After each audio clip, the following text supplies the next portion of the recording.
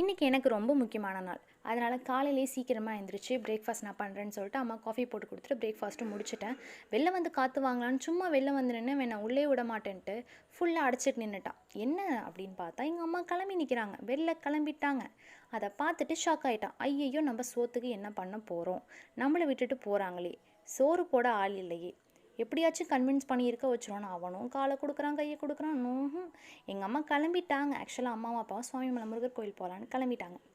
சரி அப்படின்ட்டு நானும் ஒரு பக்கம் கன்வின்ஸ் பண்ணேன். இல்லடா தம்பி, நான் இங்கே தாண்டா இருக்கேன் அப்படின்ட்டு கதவை சாத்துனா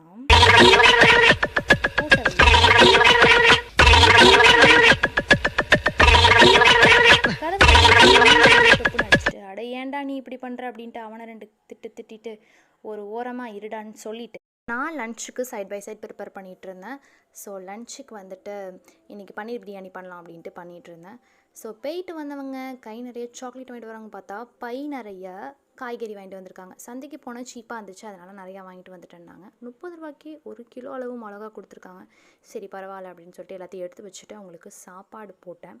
ஸோ இன்றைக்கி என்ன ஸ்பெஷல் அப்படின்னா வந்துட்டு பன்னீர் பிரியாணி, தக்காளி ஜாம், அப்புறம் கத்திரிக்காய் பச்சடி, கூடவே கொஞ்சமாக அப்பளம் பொரிச்சிச்சு. ஏன்னா இன்றைக்கி அம்மாவுக்கு பிறந்தநாள். அதோட முடிஞ்சிடுச்சுன்னு நினச்சாங்க. ஆனால் அதான் இல்லை, சர்ப்ரைஸாக கேக்கும் வெட்டினேன்.